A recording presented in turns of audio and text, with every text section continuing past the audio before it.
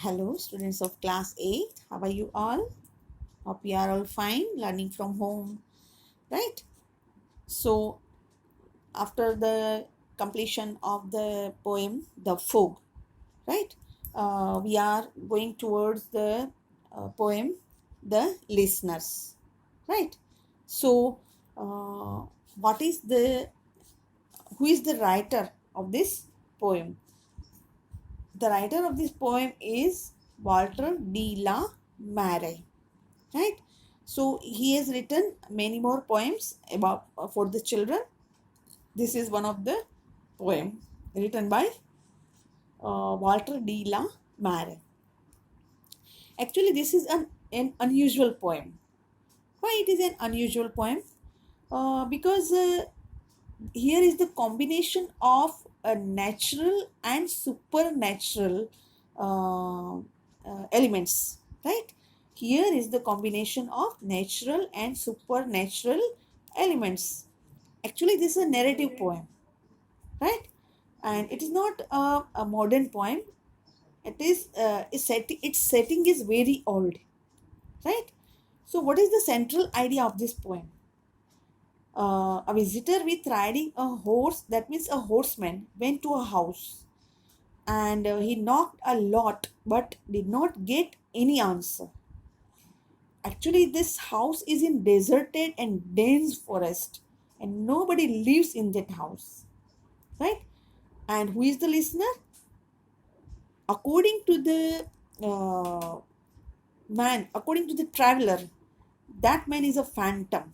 Phantom means a ghost, booth, right? So see the picture is also given of that house, like in the dark. No, it's such a big house, and this is a traveler.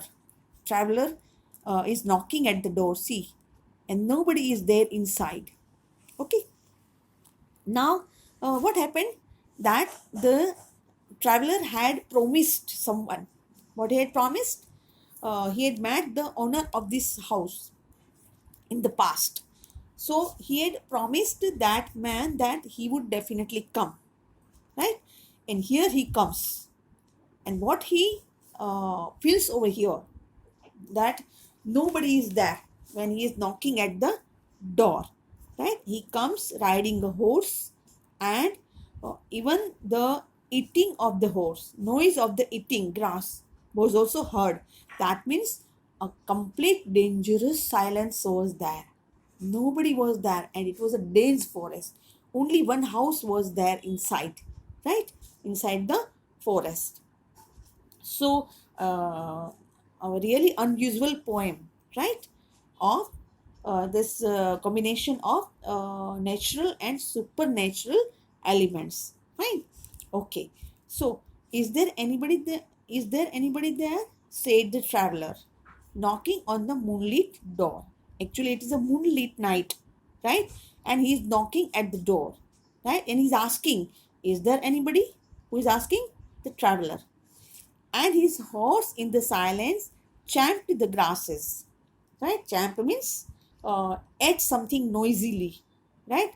The horse is eating something, that means horse is eating grass, and the noise of his eating is also heard. That means it was a completely silent night of the forest's ferny floor, right? What is the meaning of ferny floor? That means covered with foams. That means green plants like feathers, right? The forest was completely, its floor was, forest floor was completely covered with the feather like grass. And a bird flew up out of the turret. What is the meaning of turret? A small tower in the corner of the large building, right? There was a small tower in the corner of the building, and from there a bird flew up, right? As it happens in a dangerous house, right? The birds fly, and the voice of their flapping makes us frightened, right? So above the traveler's head there was a bird which flew above the traveler's head, and he smote upon the door again. Smote, that means knocked. Smote, that means knocked. Once again he knocked second time. Is there anybody there? He said. Second time he knocked. Right? First time he knocked, but there was silence. Only the eating of the noise of eating of horse was there. Right? So, is there anybody there? He said, but no one descended to the traveler. No one answered. No one descended. That means responded the traveler. No head from the leaf-fringed sill. What is the meaning of leaf-fringed sill? Window covered with leaves. The windows were covered with leaves, right? So nobody looked from the window, leaned over and looked into his grey eyes. Traveler's eyes were grey. So nobody looked at his grey eyes. Nobody looked from the windows where he stood perplexed and still. Perplexed, that means puzzled, because nobody looked from even windows, which windows were covered with leaves. Still means uh, shant, very calm, right? So he was very amazed and calm, but only a host of phantom listeners. That means only phantom, that means ghost. Only ghost was there inside, because he was not listening anything and responding anything. That dwelt in the lone house then. Lone means lonely house. Dwelt means lived. Only phantom, that is ghost.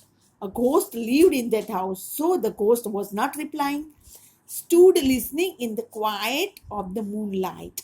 Right? So the traveler stood only listening something, right, from the moonlit quiet night, to that voice from the world of man.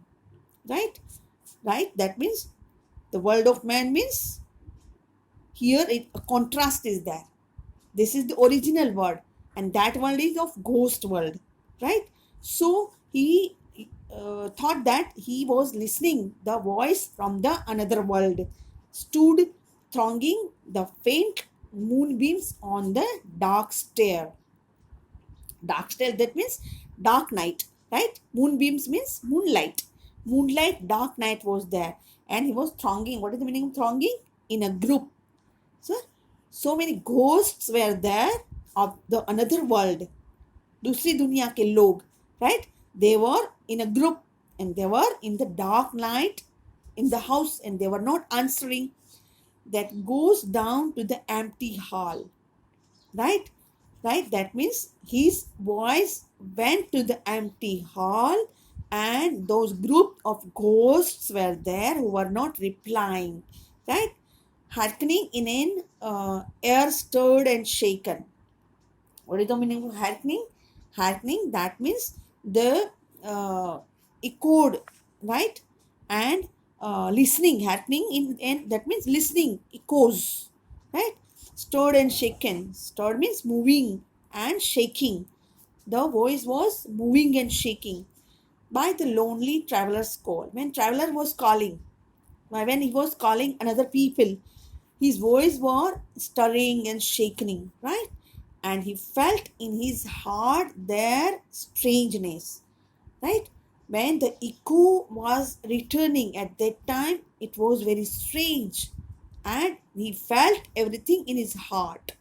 The noise of his echo, that was strange, their stillness answering his cry. When he was crying, he was shouting. At that time, only silent was there, only silence was there, and that silence was only answering him. While his horse moved, cropping and dark turf, neath the starred and leafy sky. Right? Stirred means moved. Cropping, that means cutting off dark turf. When the horse was moving, right, and the dark tuft was cropped under his feet, right? So that noise was filled in the sky when the horse moved by his foot, by his dark tuft, right? So the dark tuft was cutting under his feet, and that noise was only filling the sky. the noise of the foot of the horse. For he suddenly smote on the door. Smote means knocked. Once again he knocked louder and lifted his head. Even louder he knocked and lifted his head upside so that he could see something. That I kept my word, he said. He lifted his uh, head and once again told that, see, I am coming here to keep my word. He had promised the owner of the house that he would come back. Never the least stir made the listeners. No movement was there. There was no listener. As even though he told that once again I have come to meet the owner, but there was no noise inside. There was no owner inside the lonely house. Though every word he spake that means spoke, every word he spoke, but there was no movement inside, and he did not get any answer from the lonely house. Fell echoing through the shadowiness of the still house. There were some shadows in the house, and those shadows were not answering. Only echoes were there of the traveler's voice.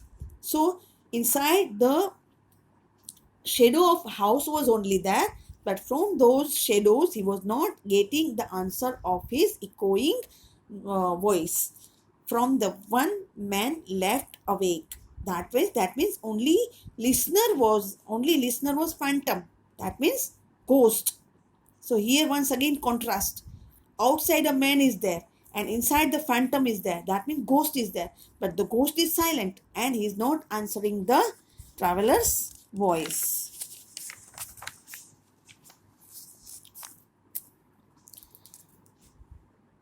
They heard his foot upon the stirrup. Stirrup, that is the place, that means iron place, where the traveler put his leg, right? That means one of the metal thing, and hang down on each side of the horse saddle. They used to support the rider's foot, right? To keep the foot on that and to climb up the horse back, right? So only the noise of this stirrup, where the traveler put his leg, that noise only was there, not other voice was there, and the sound of iron on stone.